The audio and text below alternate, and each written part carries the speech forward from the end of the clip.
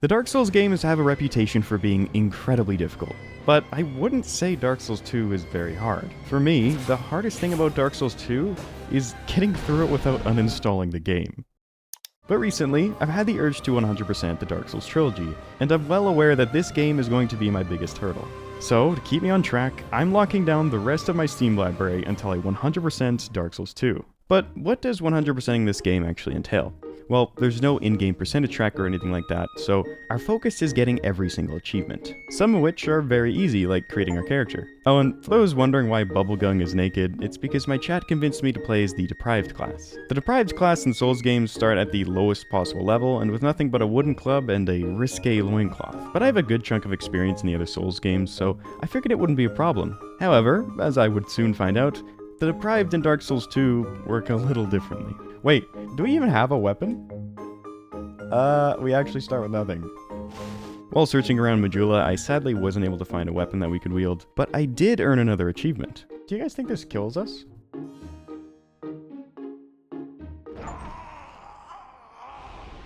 However, because we just died, in addition to getting a dashing new look, we've just lost 5% of our total health. This effect stacks until it finally is capped at 50% of your health bar. There are ways to mitigate and reverse this effect, but for now, we'll just have to deal with it. But this effect alone is not responsible for Dark Souls 2's unsavory reputation. There's much more, including the change to fog walls. Fog walls act as barriers between two areas, and in Dark Souls 1 and 3, as long as you can make it to the fog wall and press the input to interact with it, you'll be invulnerable to all attacks as you make your way through. However, in Dark Souls 2, there are over 2 seconds where you not only can be attacked, but also interrupted before you can get in. Let's not get fog walled. Nope, nope, nope, nope, nope.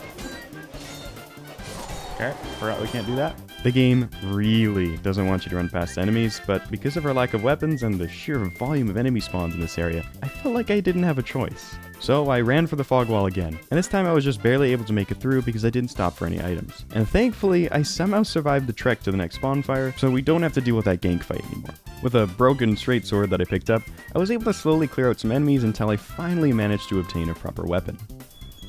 Go, go, go! Oh! We're good.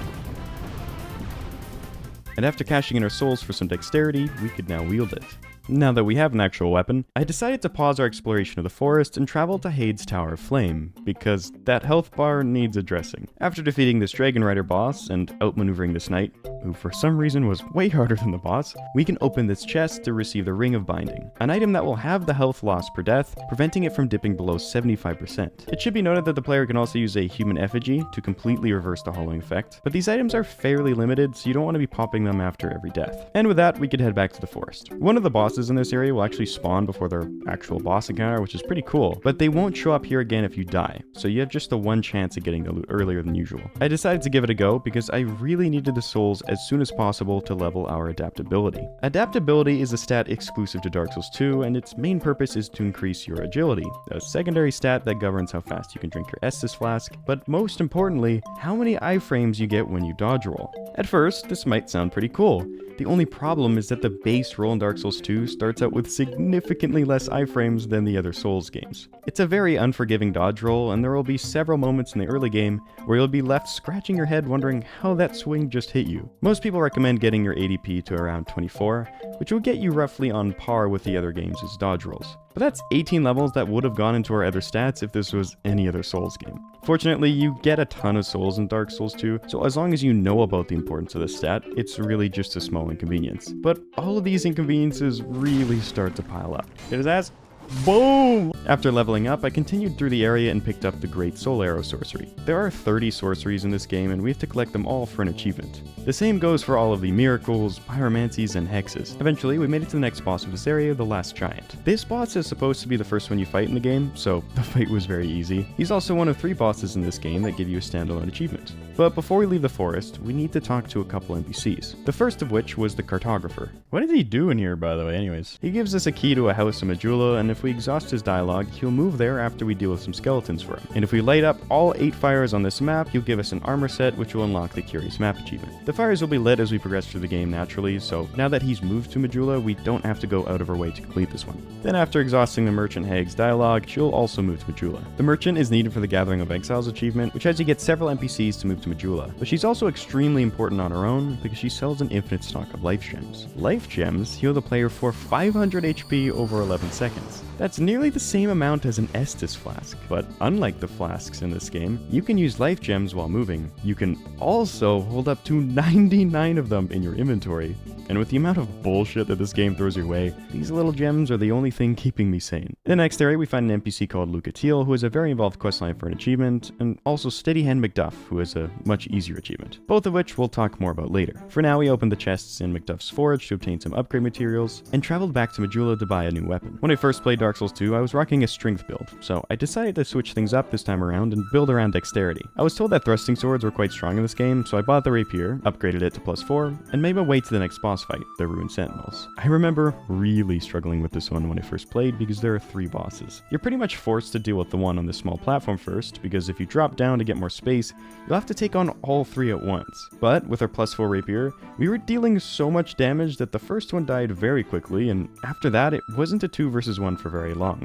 It still took 3 tries, but this was so much easier than my first playthrough. Afterwards, I found this little man and discovered the Bellkeeper's Covenant, which earned us an achievement. We'll have to keep an eye out for these because there are 8 more covenants to discover, and all of which will give an achievement. Next, I took on the nearby Bell Gargoyles fight. And if you thought 3 bosses were bad, try 6. This game has a very weird obsession with ganking the player, both inside and outside of boss fights, and it serves as a way to almost artificially increase the difficulty without having to come up with more complex or interesting movesets. They're all manageable, thanks to those life gems, but you have to be very patient and choose your punish windows wisely. This was actually an optional boss fight for the run, but I decided to do it for the souls. That being said, the fight took about 6 minutes, so had I not done this first try, this would not have been worth the time. Afterwards, I traveled back to Hades Tower of Flame to discover the next covenant. But before we can reach it, we have to deal with this dragon. Though it's surprisingly easy to defeat, if you can manage to reach it. No! It took a couple tries, but eventually we made it past the bridge and could start attacking it. Holy shit, we did it. Okay, there we go. Dragon, you're supposed to kill these guys! Apparently you can't just run past the enemies here, which is very unfortunate because after killing the Dragon Rider, there are several more knights to deal with. And of course, if we don't make it across the bridge in time, we have to clear them out all over again. Boom! However, we're not quite done yet, because for some reason Ornstein from Dark Souls 1 is here. But now he has dark magic. I'm not sure if it's actually the same guy or if it's someone else in his armor. I don't know, maybe there's some lore explanation. But it turns out getting to this boss fight was much harder than the boss itself, because we beat it on the first try. Yeah, so it turns out you need an item called the Token of Fidelity before this guy will speak to you, so we can't even get this achievement yet. However, it wasn't a total waste of time, because we had to do all of that at some point anyways, and the old Leo ring that the boss dropped is one of the best rings in the game for our build. But with that, I went back to the Lost Bastille and made my way to the Lost Sinner boss. Oh. I probably wanted that, eh?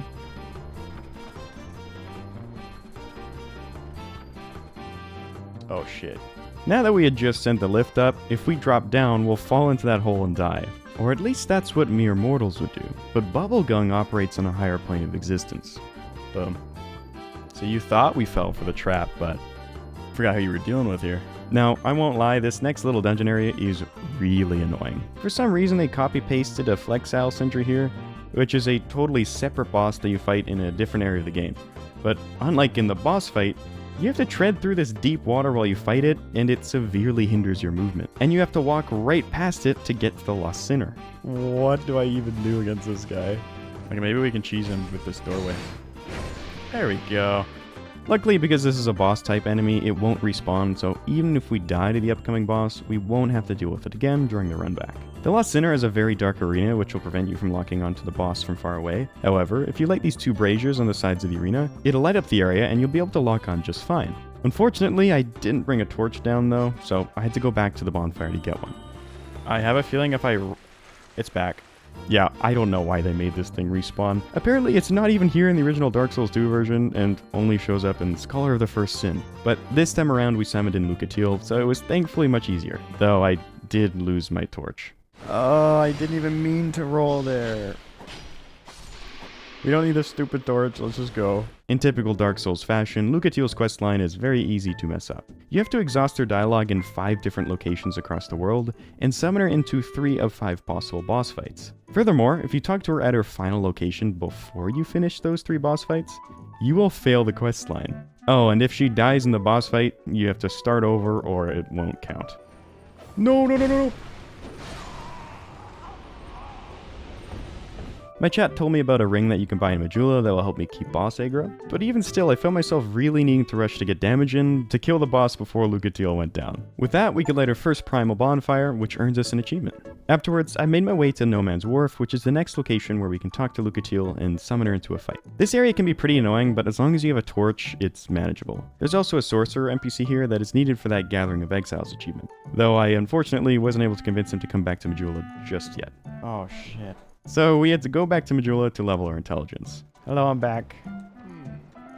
Yeah, we got some power. That's right. Oh! With that, we could summon in Lucatiel and challenge the boss of this area. And Lucatiel and I have already dealt with this one before, and this time around it was even easier. Afterwards, I traveled back to the Lost Bastille and freed this NPC called Strayed. This guy is really important because he allows us to trade in boss souls for exclusive spells that we'll be needing for those mastery achievements. The only one available at the moment was the heavy homing soul arrow, so we picked that up before traveling to the next area. Here we meet an NPC named Benhart, who will be very important later on, and he tells us about a human statue in the area, similar to the one Strayed was trapped in. Oh, they gave them jiggle physics. That's crazy. I can't look away now. The petrified NPC here also has her own quest, but it's very easy to complete. Oh, there it is. Hello. And she looked to be struggling with the lever, so I decided to show her how to use it. Here, this is how you're supposed to do it. Let me show you. Just like that. Oh, maybe I should not have done that. Because some of these Dark Souls quests can be rather convoluted, I decided to follow a guide to avoid making any mistakes, though I really wasn't referencing it enough. Oh my god, dude, that says in all caps, do not pull the switch she was blocking. There's a large ambush that will put her at huge risk. But thankfully, we made it out unscathed, and all we have to do to get her achievement was to give her some clothes. There we go. Eventually, we make it to this foggy area in the shaded woods that had invisible enemies that would attack you as you tried to find the exit. But luckily, it's a pretty small area, so we made it through pretty fast. There's also an NPC there, but the hardest part of getting his achievement was just finding him, as you just have to exhaust his dialogue to get it. In the Shaded Ruins, there's this scorpion guy who helps with the upcoming boss fight. But after defeating the boss of this area, you can talk to him again to get a fragrant branch of yore and the warm-up gesture. If we can find the remaining 8 gestures, we'll get an achievement. In the Doors of Pharos area, we have to fight a boss to get to the next covenant, and it's a boss that I completely missed on my first playthrough. Wow, this is awful. Oh my god, Royal Rat Authority. This time around, instead of having multiple bosses, they've given us a bunch of ads to deal with. They'd be annoying on their own, but because we're using a thrusting sword, and this is Dark Souls 2, they were even more frustrating to deal with. Why can I not hit them? The little rat dog things also deal Toxic, which is a more potent version of the poison debuff and will kill you very quickly. I just so happened to put on the hunter set before this fight for the fashion souls, but thank goodness I did, because the set has high poison resistance and was the only thing keeping me alive for so long in this fight. But even still, dealing with 4 ads plus the boss was very tough, especially considering I couldn't even hit the ads with my rapier. So I swapped back to our fire-infused longsword that I was using way back in the first area. I hadn't upgraded this thing whatsoever, but because rats are weak to fire, the damage was passable. So I was able to gradually whittle down the ads until it was just the boss left, and from there, it wasn't so bad. Alright, there we go. With that, we get its rat tail and can discover the Rat King Covenant. And up until that fight, the rapier had served us well, but I'd be lying if I said I wasn't tempted when my chat offered me an alternative. Are you gonna go for the uber powerful pickaxe? I didn't know that was a thing.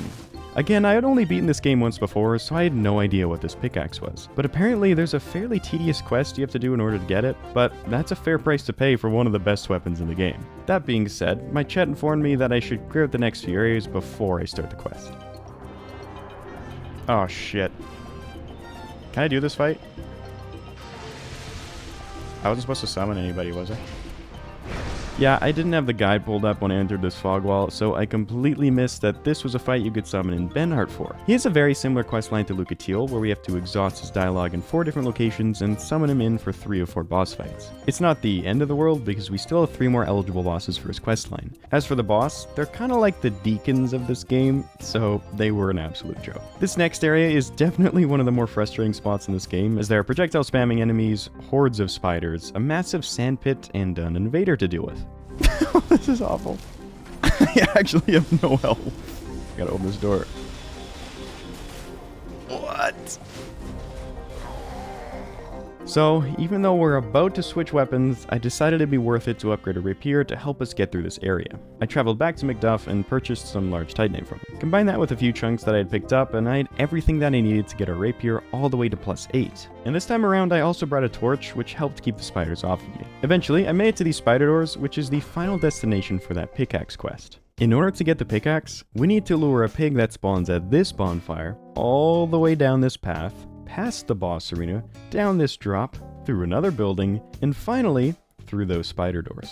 All without dying. It's extremely tedious, but that makes sense for a weapon of this caliber. So I pre-cleared as many enemies as I could, and without resting at the bonfire, I aggroed a pig and began my journey. Wow, very slow. This better be worth it. This weapon better be like the best thing in the game. Supposedly, it should just drop. Let's go. Get in here. There you go. Okay, this is the scary part. We had finally reached the part where I had to deal with enemies, so I dropped down early and started clearing them out. Luckily, the enemies will not target this pig, nor will it get damaged by any of their attacks. So as long as I don't die or accidentally hit the pig, we're good to go. It's eating something. I think we did it. Yes!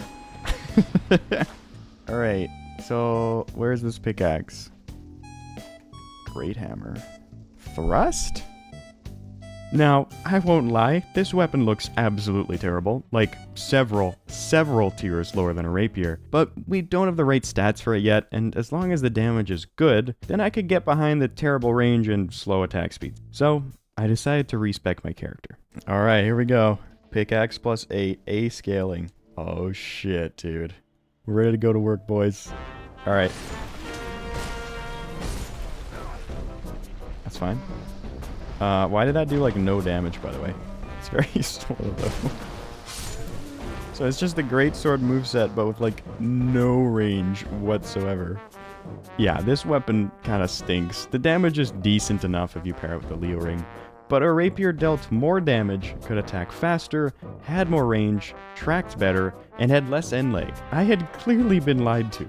But seeing as we've already respec'd and invested so much time into this weapon, I was considering just sticking it out because it seemed serviceable. But then I noticed another major drawback to this weapon.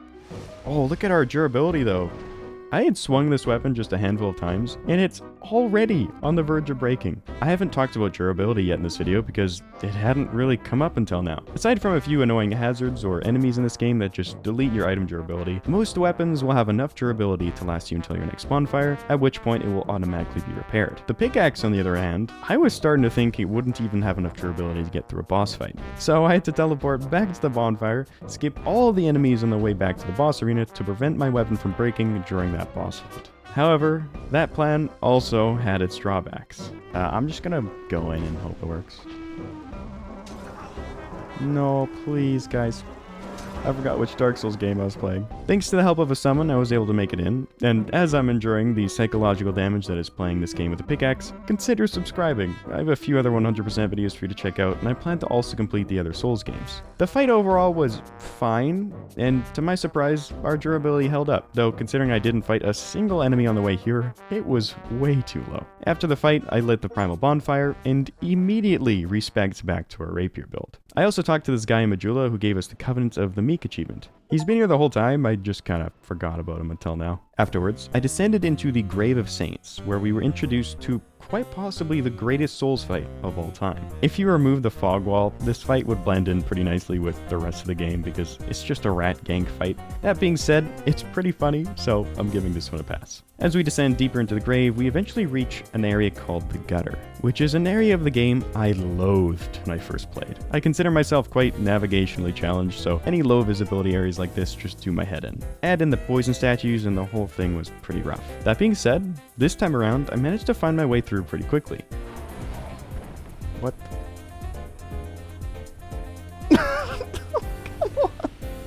Evil. Evil game. I was very worried about having to find the correct path again, but to my surprise, it wasn't that bad. I think this place seems a lot more confusing than it actually is, and I can safely say this will be far from the worst area we will see. Though, I will say they could have gone without these equipment eviscerating pots on the way out. Oh. As a reward for making it through the gutter, the game gives you the Black Gulch. This place is lined with poison-spewing statues, which can be destroyed, but it's quite tedious because of how many there are. And of course, if you die, they all respawn. While you're getting pelted by poison, you also have to worry about these enemies hiding in the pools of acid. And if you think you're out of their grab range, no you're not, this is Dark Souls 2. There's also an invasion that you have to deal with, conveniently placed right at the end of the area, so you have to redo everything if you die to him. Fortunately, there's a hidden bonfire right next to the boss, so you can skip that whole run back if you have a spare fragrant branch of yore. But before we tackle the boss, there's a couple things we need to do here. If we drop off the cliff onto this hidden ledge, we'll find one of Lucatiel's spawn locations where we can exhaust her dialogue. We can also summon her in for this next boss fight. But before that, there's another hidden ledge we can drop onto, where we can fight some giants that are guarding a key that we need. I summoned some NPCs to help with this endeavor, but they weren't too keen on helping me. Hey guys, I might need a little bit of help. What are you talking about? Task completed. So I was on my own. These guys looked pretty strong, so I decided to pick up some more Titanite chunks to max out a rapier. Originally, I planned to farm them out, so I joined the Covenant of Champions, which can help with farming. But my chat told me about an easy pickup that I missed instead. With that, we could max out our weapon and trigger another achievement. And it turns out summoning NPCs for help with the giants wasn't a great idea anyways, because now that I was alone, I only had to deal with 2 giants instead of 4. Forgotten key, soul of a giant. Using that key, we can open these doors to find this guy named Darkdiver Grandal. I hate everything to do with this guy in his quest, but we'll get into that later. And with that, we could finally summon Lucatiel and take on the boss of this area, the Rotten. This guy is kind of a joke, and because of that, he will be very important later on in this video. But with that, we can light our 3rd primal bonfire, which means just 1 primal bonfire remained. Huntsman's Copse wasn't so bad. We found this NPC who gave us a new gesture, this really loud waterfall, and the Skeleton Lord's boss fight, which of course is another gank fight, but it was pretty easy to deal with thanks to her plus 10 rapier. At the entrance to Harvest Valley, we find a new NPC that will join us at Majula for the Gathering of Exiles achievement, and I won't lie, I just kind of ran through most of this area because I didn't want to deal with all that poison. What's this guy called? Covetous Demon? Wow. That has no health. Afterwards, I backtracked a bit for a covenant that I missed, and also a gesture. And the Earthen Peak is also one of the areas where Lucatiel will show up, so I made sure to exhaust her dialogue here, which the Forlorn Invader made sure to make as tedious as possible. I haven't talked about this guy yet, but he has a random chance to invade you in numerous locations across the game, and somehow he seems to choose the most inconvenient moments to drop in and say hello. The rest of Earthen Peak is mostly inoffensive as long as you know about the gimmick to the boss arena. Normally, you have to fight Mytha in a pool of poison, but if you burn this windmill, the poison will be drained from the arena. Somehow. There's also this extremely hidden bonfire right by the boss, which I struggled to find even after being told about it. But with the poison drain, the fight was super easy and we didn't even need it, which means we are moving up to the Iron Keep. The Iron Keep is not exactly loved by the community, and it's mainly due to the enemy density. There are enemies on top of enemies on top of enemies here. Oh, there's 3 now. There's 3 now. Okay. It's usually not a great idea to run past enemies in this room because you'll aggro a full army, so you want to try and pull as little as possible and whittle them down one by one. Our build was quite strong, so I was doing pretty well my first time through and was able to disable this flame trap. Hello.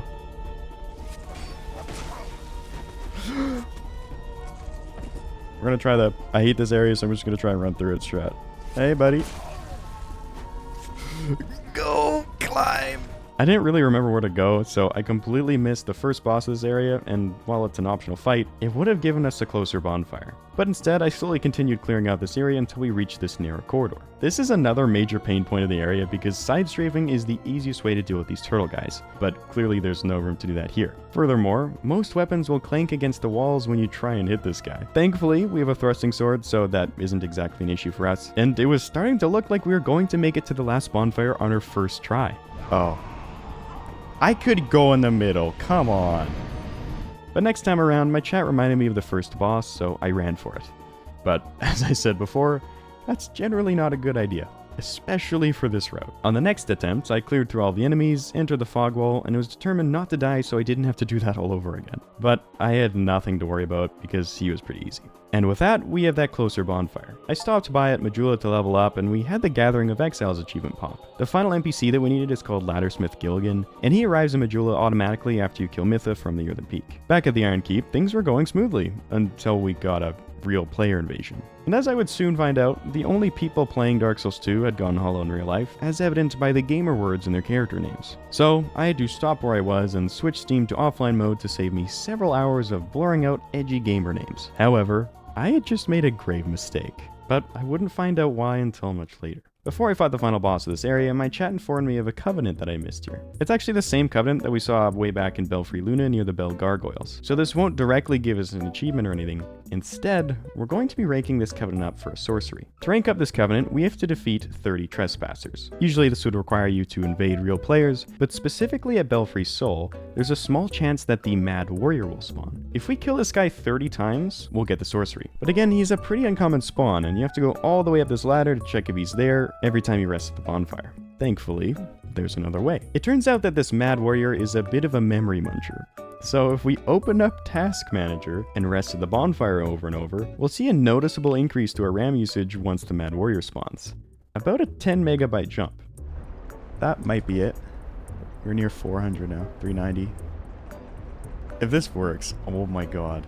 That's crazy! It worked! Apparently on the PS3, players have reported that the console will make extra clicking sounds when the Mad Warrior shows up, which I found to be quite funny. In the end, the process still took a good hour, but I don't even want to think about how much longer it would have taken had I not known about this tech. With that, we could take on the old Iron King, who looks really cool. And that's about all I can say about this fight because it was pretty underwhelming. From there we can light the final primal bonfire, at which point we get jump scared by the lore dumper himself. He kept this one brief though and told us to find Vendrick, who can be found in Draiglake Castle. Overall, I quite like this area, but there's one room in particular that really drags it down. Oh shit, I'm spawning way too many of these guys. It's the Ruined Sentinels all over again. To proceed through this room, you have to kill an enemy while it's near one of the 4 doors. But only one of those doors is the correct way forward. And if you guess the wrong door... Wait, is that literally a Ruined Sentinel? I genuinely forgot about that. As you can see, there is a Ruined Sentinel behind every wrong door you open. I ended up finding the correct path on my 3rd try, but I was told to go back to the final one because there was something that I had missed. When I entered the room, the floor gave way to a secret underground chamber where I was able to find some new drip, and that old guy that we saw back in the gulch. But you'll have to wait a little longer before we dive into that atrocity of a quest. With that area taken care of, the way to the next boss wasn't so bad. Ooh. Wow, they did not set that up very well. Okay, this is the best boss fight in the game. Here we go. That's right, not 1, but 2 Dragon Riders.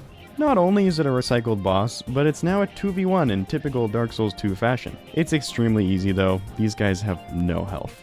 Before exploring the rest of Draiglake, I decided to buy out all the hexes from this NPC that can be found back in Huntsman's Copse. And while exploring the castle, my chat was nice enough to let me know about some chests that I had missed. They seemed to be feeling bad about that whole pickaxe thing from before, and it was nice to see them back in my corner. Now we get the chests.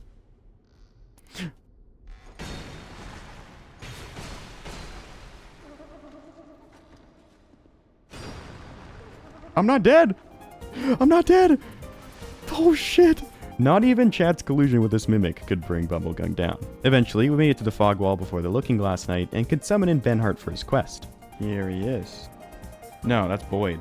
That's not right. Uh-oh. Turns out I was supposed to talk to him after freeing Rosabeth way back in the Shaded Woods, but thankfully this wasn't time-gated, so he was still there, and I was able to progress his dialogue and also get a new gesture. The Looking Glass Knight boss and arena look incredible, and the boss will even use his shield to summon an extra NPC, or even real players if we were online, which is a really fun mechanic. However, with our own summon, the fight was of course no trouble at all. Afterwards we could descend into probably the most hated area in this game, the Shrine of Amana.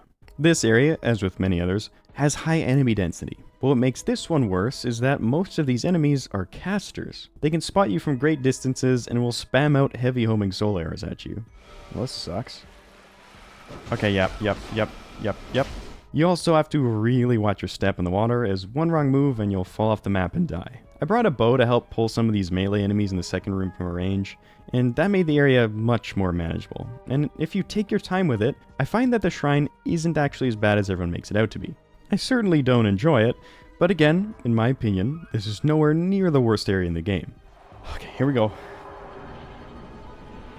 Yeah, weird ass frog. The boss is luckily pretty easy. I'm kind of surprised they didn't put a harder boss here to make the players really stew in that Shrine of Amana runback. But thankfully they showed restraint and we won't have to worry about running through the shrine again. My chat really helped me out here, as they told me you can just hug the left cliffside and none of the melee enemies will pull, so the runback isn't actually that bad. I made sure not to make the same mistake on the second try, and we were able to beat the boss. Afterwards, we get jump scared again before entering a very dark area. There was also this weirdly friendly torch guy, but he was helping me see, so I decided to spare him. And eventually, we found a new NPC. This guy is really important because he sells some exclusive spells for the mastery achievements and also a gesture that we're missing. So we don't want to mess with him. Uh-oh. Oh! Oh shit! With me! Get him! This guy and his posse are now pissed and we can't access his vendor. But that's alright. All we have to do is visit this NPC called Cromwell and he'll pardon us for our sins. What? I have never needed to do this before in any of the Souls games, so I had no idea it scaled off your level. But leaving that torch guy alive was a 103,000 soul mistake. But now that he's chill again, we're able to get that gesture and buy his exclusive Warmth Pyromancy. Once again, I attempted to just run through this next area because I remembered it kind of being annoying. Please, please, please, please, please. Okay, this guy was pretty cool. He's got some really cool lore that I completely forget as well. Despite the fact that we were approaching the late game, we were still chunking this boss's health, though he was definitely a little harder than the prior bosses we faced. Oh, I definitely could have rolled there. So on the second attempt, I played it safer, and that did the trick. Done. Alright, GG. Afterwards, we see that King Vendrick is now a husk of his former self. He's also non-hostile, so we can walk right past him and pick up the King's Ring for an achievement. We also get an achievement for putting Vendrick out of his misery, but even in his current state, we are no match for him yet. With this King's Ring, these doors in the Shaded Woods will now open, allowing us to enter Aldia's Keep. But before I could get to that, one of my viewers raised a concerning question. Was Velstadt not an achievement? Let me look. Now, that shouldn't necessarily raise any alarm bells, because Velstadt isn't supposed to award an achievement. But now that I had thought about it, it had been a while since we had an achievement pop up. And when I went to double check my achievements... Uh-oh. I'm wondering, because we were in offline mode. Yeah, defeat Looking Glass Knight. Oh, fuck. Ever since we went offline back in Iron Keep, none of the achievements have gone through. That's 4 achievements that we'll have to redo in New Game Plus. Oh dear God. Before heading to Aldia's Keep, I summoned Benhart into the Throne Watcher and Defender fight back at Drain Lake. I was hoping this would count towards his questline, but as I would later find out, this didn't work. So I went back to Aldia's Keep to find Lucatiel. And if we did everything right, after we exhaust our dialogue, we'll get the achievement. Yeah, there's an achievement. Afterwards, my chat was nice enough to remind me of a chest that I missed, so I turned around and searched for it. Now, you're probably thinking, there's no way this guy falls for it again. But by now you should know who you're dealing with. Oh, dude, that's mean. Again! We're immune! We're actually immune. Inside the keep, we find a trapped NPC who will be important later. Then further into this keep, Bubblegunk stripped down to avoid all of his gear being destroyed while picking up this sorcery. There were a few braziers around the keep that I'd never interacted with before in my first playthrough, so I tried lighting them all to see what happens. Oh, shit. Is this going to allow us to get somewhere? Or is this an enemy? The boss of this area is the Guardian Dragon, who gives Dark Eater Midir a run for his money. I'm joking, of course. This fight was dog water, but the arena was kinda neat, I guess. Afterwards, we can take a lift up to the Dragon Area, and I'm very critical of Scholar of the First Sin, but I will say the addition of this ladder is probably one of the best things it has going for it. This whole area kinda stinks, and there are tons of exploding durability nuking enemies here, but thanks to this ladder, we can take this zip line and skip the whole thing and make it to the Dragon Shrine unscathed. There are a series of honor duels here where you have to face these huge knight guys one-on-one, and again, the devs really don't want you to run past these enemies, because if you do, all the smaller knights will join in and gank you. The first duel is very easy. The second duel, on the other hand... Holy shit, they took me. No!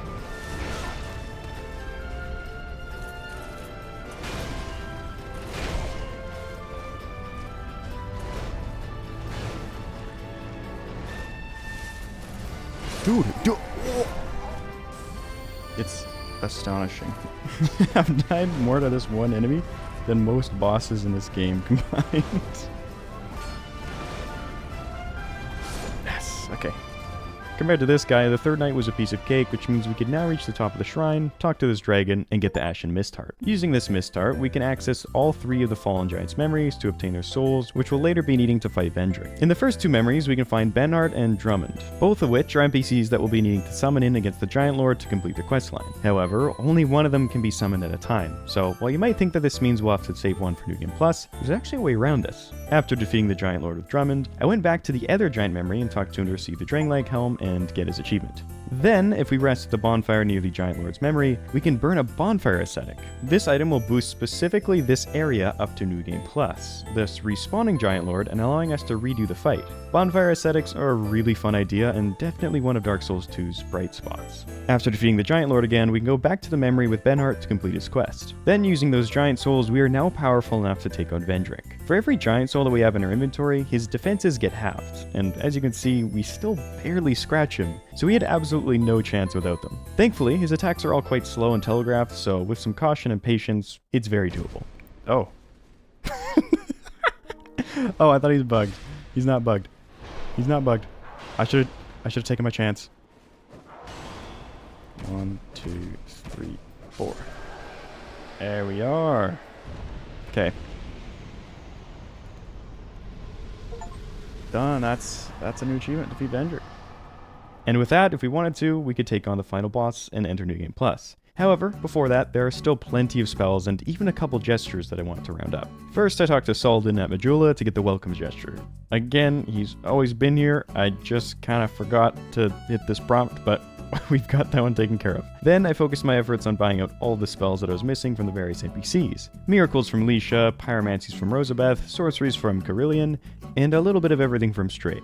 Afterwards, I found a token of fidelity in the Huntsman's Copse, which meant that the Blue Sentinels would finally acknowledge me, giving us an achievement and also a gesture. At this point, there was just one gesture left, and we can get it by talking to Chancellor Welliger, who can be found in Drangleic Castle. From there, I started working on all the spells that could be picked up across the world, some of which I had never found because they were locked behind lockstones like this Whisper of Despair axe. I was also able to grab a few of the spells early by using Bonfire Ascetics to get the New Game Plus boss souls, but there will still be a few of them that require us to go to New Game Plus, and I'll get into why a little later. Then I found that old guy again in the Shaded Ruins, and we got the achievement for discovering the aptly named Abysmal Covenant. I bought out his stock of hexes, and excluding the ones that can only be obtained in the DLC, there were just 2 hexes left to obtain, both of which have to do with this stinky old man and his covenant. In each of his 3 locations in-game, you're tasked with clearing a mini-dungeon. There are several strong phantom enemies here that you have to defeat, and very often these fights are not one-on-one.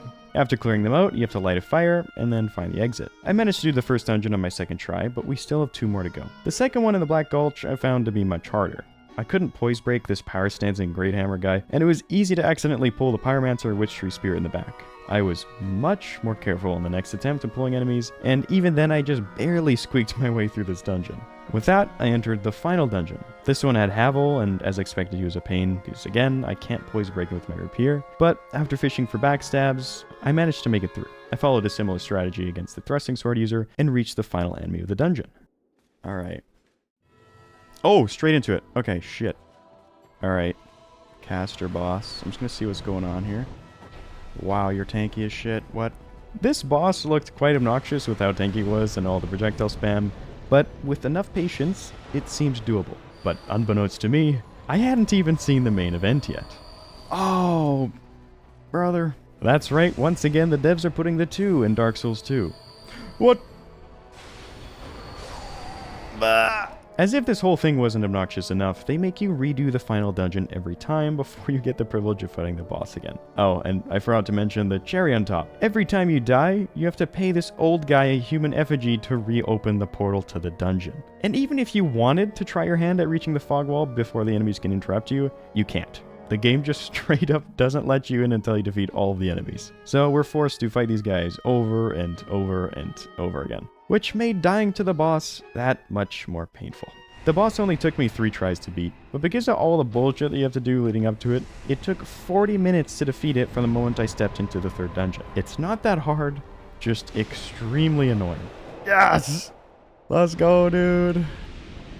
Defeating that boss maxed out our devotion to the Covenant, which granted us an achievement, and the Climax Hex. Then with the boss soul, we could trade it in for the final hex outside of the ones locked behind the DLC. Moving on to the sorceries, these ones are thankfully much easier. Most of them were world drops, one was a New Game Plus boss soul, and then most involved was a brief quest line from a sorcerer named Navalon. He wants you to assassinate 4 different friendly NPCs, and to prove you were successful, he gets you to show him an item that belongs to each of them. Unfortunately for Navalon, all 4 of these items can be obtained through a brief quest line for each of the targets, so it's very easy to trick him. One of the targets is the cartographer from the early game, and by now we've lit all the fires on the map so we can talk to him for his armor, triggering his achievement and furthering Navalon's questline. After completing the other 3 tasks, we get the Unleash Magic sorcery, the last sorcery before DLC, so we can move on to miracles. I focused on the Soothing Sunlight miracle first, which requires you to use the Crushed Eye Orb to invade Leisha, because I guess she was evil or something. I don't know, that flew over my head, and my chat told me this would be pretty hard, but it was no trouble for Bubblegum. GG's. After buying a miracle from Cromwell, the next miracle on my list was called Sunlight Spear, which, we're going to skip for now. Instead, I fought the old Iron King on New Game Plus to get the Blinding Bolt miracle and moved on to Pyromancies, the last spell category. Again, we had more pickups, one of which had us return to the Shrine of Amana, which I wasn't thrilled about. And while we were there, my chat got me to pick up the King's Crown, which will be quite useful later on. Oh, and then we also had to find this Titchy Gren guy's Covenant, who is locked behind another Dark Souls 2 Masterclass boss fight. But we get the Sanguinary Covenant achievement from him and can purchase 2 of the 3 remaining Pyromancies. The last one is from the New Game Plus Lost Sinner Soul. And up until now, New Game Plus bosses have been basically the same with just a bit more health and damage. But for this one, I guess they figured there weren't enough bosses with ads in them, so they decided to rectify that in New Game Plus. What was that? Why are there fireballs? Who are you? Thankfully, they didn't have much health, so it didn't affect the fight too much. And so, after getting the last Covenant, it was time to enter the DLC for the missing spells. There were 3 DLC areas added to Dark Souls 2, and I decided to start with the Crown of the Ivory King, because there's a really strong thrusting sword that we can get here. It's a random drop from some of these enemies, and I'm not sure how rare this is supposed to be, but I got it after killing like 3 of them. I upgraded it 1 level away from the max, and after talking to Macduff, he gave us a slab and we earned his achievement. Afterwards, I found some Twinkling Titanite to max it out, gave it a lightning infusion, and decided to respec. You can get a ton of damage out of this thing without much stat allocation, and Dark Souls 2 allows you to buff infused weapons. So I added some faith into my build so I could buff it with Dark Weapon. And I was really loving our new build. Done. Jeez. I can't believe I'm saying this. Dark Souls 2 is starting to be pretty fun here. As my chat eloquently pointed out, the Stockholm Syndrome was setting in. But don't worry, it wouldn't be too long before I would come to my senses. I was able to grab the 3 DLC spells here without the need to kill any more bosses, which means that the rest of this DLC is entirely optional for the run, so I moved on to the Crown of the Sunken King DLC. And I must say that all 3 of these DLC areas are absolutely stunning, and they were very interesting levels to explore. This one in particular was very unique in that there were several switches you could interact with to change the environment and access new areas. The last sorcery that we needed to find was basically just lying around. Oh, that was all sorceries! But the rest of the spells that we needed to find here were much more hidden. The first one required you to spot a hidden switch behind these stone idols across this cliff, then snipe it with a spell to destroy the idols, trigger the switch, and raise this bridge to the other side. The easiest of the 3 had you take this elevator down and walk across this gap to find this chest, and then finally we had to snipe this pressure plate 3 times from 3 different locations to spin this large hole in the wall to the bottom, allowing us to walk through and access the chest. I was getting through these DLCs pretty fast, so I made the decision to fight the bosses to see what they have to offer. And as I would soon find out, the DLC bosses followed a distinct pattern. One of them is great, one of them reminds you of what game you're playing, and the other is somewhere in between. The first boss I came across was Alana. She periodically will summon some skeleton adds, but they're quite weak and easy to deal with. Then she has some pretty slow-moving projectiles she'll fire at you, and when you get up close, she'll swing at you or detonate a huge explosion. The fight was pretty easy, but afterwards I was informed that I got lucky here, as instead of spawning skeletons, she has a chance to spawn Velstadt, the boss from the base game. So I'm not really sure how I feel about this one. The final boss of this area is Sin, the Slumbering Dragon. I find that dragon bosses can be really hit or miss in Dark Souls games, but I thought they did an amazing job with Sin. The hitboxes felt fair, the attacks were telegraphed well, and the difficulty level felt spot on. Overall, Sin was quite easily one of my favorite bosses in the whole game.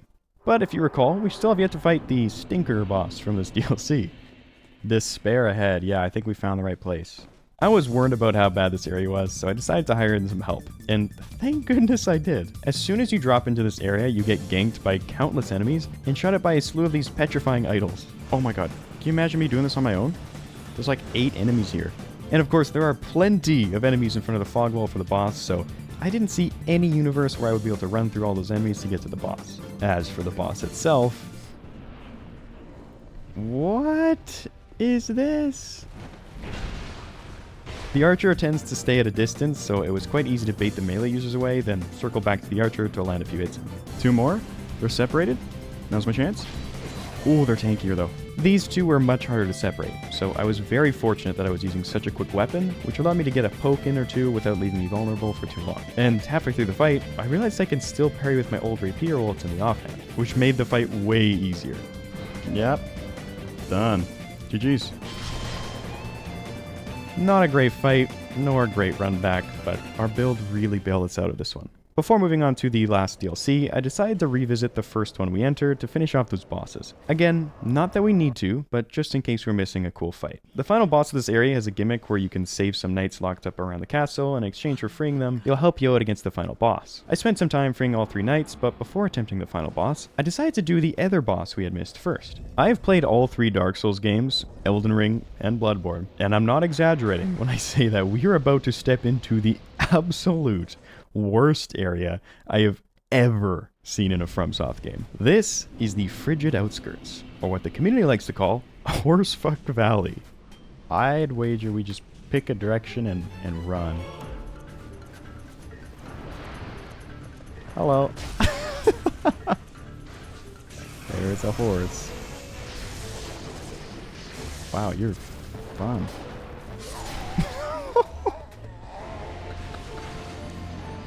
This enemy is genuinely more difficult than like 90% of the bosses in this game, and they come out of nowhere. At least there's only one of them. I finally managed to kill one, but there was no sign of a bonfire, and I didn't even know if we were going the right way. Oh, I did not see you coming in. Oh, that's because there's 2! That's fucked! Oh, dude, what is this area? Before I could heal up to full health after killing one, before I could even take another step. What? How is there an... Okay, maybe you just don't kill them. Then as I was about to reach the end of the area, after several minutes of running and fighting horses, this happened. Like, are you joking right now? Fuck off.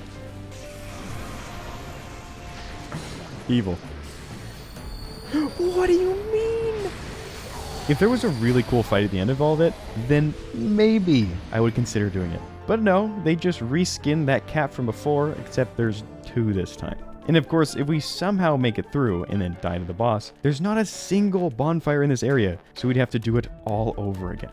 So after 40 minutes of getting abused by this area, I decided I was okay with leaving this one behind and fought the final boss instead. Attempting this boss without rescuing the knights is quite miserable, as there's a swarm of knights you have to deal with that hit extremely hard before the boss will even spawn. One by one, the friendly knights will seal up all 3 portals until eventually you've defeated all enemies, at which point the boss will spawn in. Once you get to the actual boss, it's quite enjoyable. His entrance is really cool and he's pretty difficult. It's a little tragic they didn't make him immune while he's buffing his blade though, as that makes the fight much easier and shorter than it probably should be. That being said, if we were to die here, we'd have to redo the gank fight again, so maybe that was a good idea after all. And with that, we can move on to the final DLC area. One of the pyromancies that we need to get from this area has us plunge a smelter wedge through 11 of these ashen dolls that are scattered throughout the tower. So that will be our main goal in this DLC. And the first spell that I found in this area happened to be the final hex that we needed to get our mastery achievement. Yes! Learn all hexes! Afterwards, I picked up the Dance of Fire and Fire Snake Pyromancies before taking on the first boss. This DLC actually had 2 great boss fights rather than just one,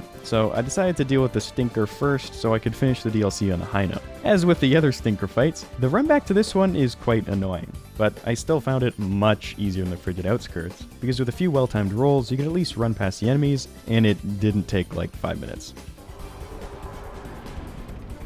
Okay, Smelter Demon but blue. Yeah, it's just a reskin of a boss who fought in the base game. They didn't even bother to change the name. You're not really missing much if you decide to skip this guy, but just like the first Smelter Demon, the hardest part is making it to the boss, because this guy is still very easy. The main boss of this area is the Few Knight, and this one's really cool. There were a ton of ashen idols around his arena, so I cleared those out. And it's a good thing I did, because apparently these will heal the boss at some point in the fight if you leave them up. I really enjoyed playing around his dual-wield attack patterns, and it reminded me a lot of the Pontiff fight from Dark Souls 3, which is one of my favorites. Then, halfway through the fight, Fume will buff his greatsword and ditch his other weapon. This fight was also one of the hardest ones in the game, which was a nice surprise, because up until now I hadn't really struggled with any of the bosses in this game. I'm dead. There's also a cool Easter egg that my chat told me about with this fight. I guess Fume was defeated by Velstadt once upon a time. So if you roll up to the boss fight in his armor, he'll get pissed and go straight into phase 2, which a lot of people actually find easier to deal with than his phase 1. But it didn't really seem to matter for me, as I still died around the same point in the fight. On my 4th try, I played a lot more patiently, and that seemed to do the trick. Alright, I just wanted to do the fight again, guys. That's all. Fume was quite easily my favorite boss that I fought in Dark Souls 2, but he was about to get dethroned. But before we get to that, I went back to Vendrick now that we had the 3 crowns dropped from the 3 kings of the DLCs, and he imbued our king's crown with some sort of magic. If we equip this crown, we will be immune from going hollow, which means no more health penalties from dying. Once we get enough strength, that is. There we go, we're looking good. And look at that, we're chilling. And this crown could not have come at a better time. After defeating Fume, we get access to the memory of the old Iron King. If we hug the left wall to avoid the barrage of explosions, we'll eventually reach Sir Alon. In most Dark Souls 2 fights, I would find myself waiting around for a big slow wind-up, dodging the attack, and then hitting the boss a few times before doing it all over again. But Sir Alon really sets a quick pace for this fight. With how fast some of his attacks come out, you really have to be on your toes. He's also much more aggressive than any of the other bosses as well, which made for a much more engaging boss fight. It was starting to feel like I was playing Dark Souls 3. That's the one I've seen before. I was quickly brought back to reality, but that one goofy teleport grab wasn't enough to sway my opinion of this fight. My chat told me there's an Easter egg for no-hitting the fight, and because I was enjoying it so much, I decided to go for it. So I put on full damage gear and grinded it out. And on my 11th attempt, I got very close, but got caught off guard on one of his lunging attacks. And sadly, it would take another 8 attempts to get another run going. Up until now, I've been cutting up these boss fights, but for this one, I'm going to play it in full.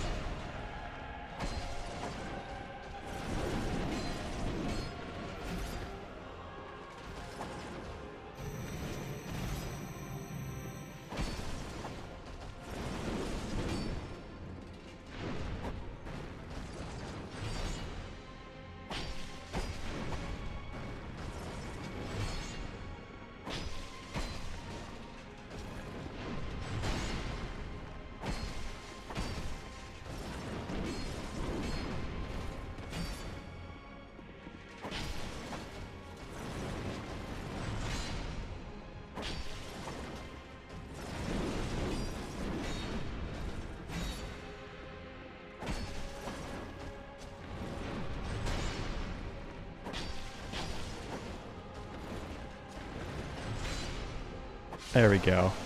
Got it. Nice. Victory achieved. Does he normally do that? Before heading into New Game Plus, there were a couple things to take care of. First off is the Sunlight Spear Miracle. This is an item reward for reaching rank 3 in the Heirs of the Sun Covenant. To get to rank 3, you need 30 Sunlight Medals, and Sunlight Medals are a rare drop from these Falconer enemies. I found this guide by Hey I'm Ricky that goes over a really efficient way to farm this drop by utilizing max item discovery gear and 2 miracles to quickly defeat 3 of these Falconers. And even still, this farm took nearly 2 hours to do. Aside from getting some of those achievements we missed from being offline, the only reason we're going into New Game Plus is so that we can avoid Covenant farms like this one, because in New Game Plus, lots of those would-be Covenant reward spells become available from different vendors. bonfires. After getting the Sunlight Spear miracle, I found the last Ashen Doll that I'd missed in Broom Tower, which gave me the soul that could be traded in for the Outcry Pyromancy. With that, we were ready to defeat the final boss and proceed to New Game Plus. And going straight from Sur Alan to Nashandra was quite the juxtaposition, as this fight was really sluggish and easy. And don't even get me started with Aldia. I have no idea why this guy shows up to be the final boss, but his fight was even more underwhelming than the one before it. With that incredibly anticlimactic fight out of the way, we get the achievement for seeing the ending, and it was now time for the credits to roll in all of its 10-minute long, unskippable glory. I probably could have Alt F4'd here to save time, but I decided to just write it out, and I'm glad I did. This is so Dark Souls 2. I could not think of a more fitting way to end this game. For the first New Game Plus cycle, our plan is just to beat the game as fast as possible. And even though all of the enemies are stronger, because we're not stopping for the optional bosses or quest lines and the route was much fresher in my brain, we are running through the game very quickly. It took about an hour to run through all the areas and bosses on the way to the Old Iron King, but with that we could knock out the first achievement of New Game Plus. Yes! Iron Keep on fire, finally. Then it took an hour and a half to light the other three and make it to Drangleic Castle. And up until now, the New Game Plus changes hadn't been much of a struggle, but that was all about to change. Ooh, okay, that guy's new. Ah, damn, couldn't roll. Every time we die here, we have to deal with a 2-minute run back, and 2 minutes is a very long time for us Dark Souls players.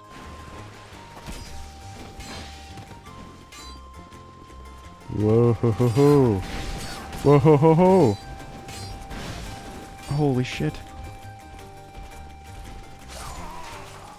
I don't remember that many rushing me at once last time. Killing the 2 enemies in the right spot is a whole lot more difficult now that they've stationed the whole garrison out here, but after several tries, I managed to trigger both golems. Open! Open! Run!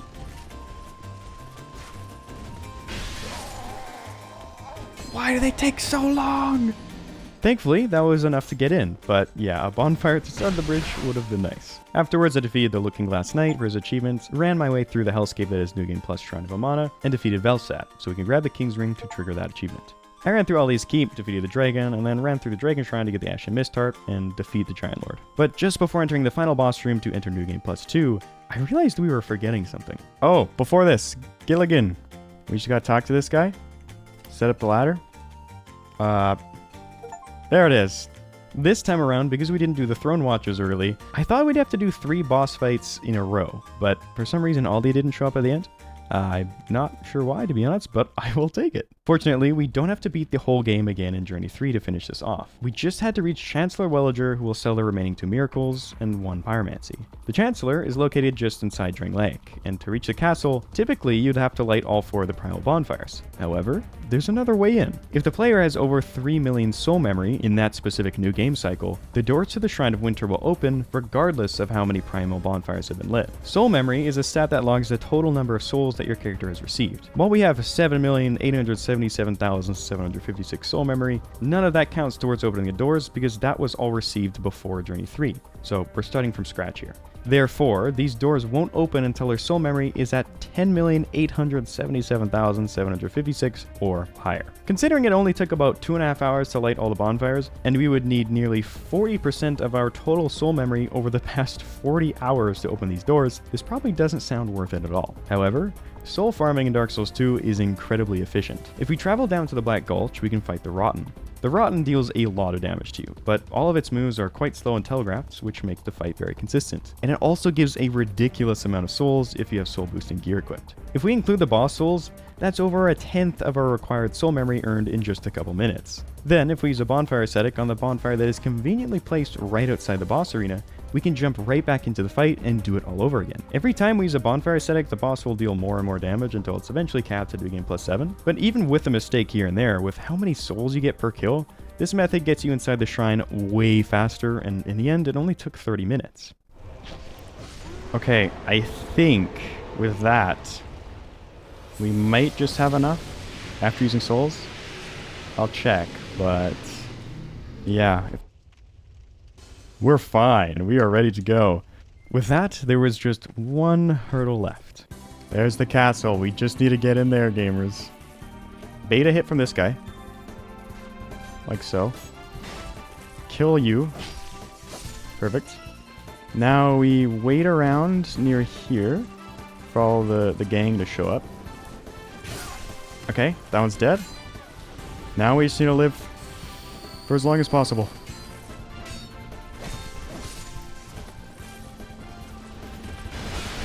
No. I could have probably tried to buy the spells before dying, but I figured it would be safer to get the bonfire so we could avoid that run back. What the fuck? Why did it start closing? Why did it start closing? Dark Souls 2, what is this? Okay, okay, fine. Fine, we'll leave you down there. Come on. Come on. He's just a yapper, isn't he? Miracles, bountiful sunlight, and Wrath of the Gods. Okay, that's all the miracles. And then finally, to complete Dark Souls 2, Great Chaos Fireball. Yes! It's over. Yeah, I'm gone. No, I'm out of here.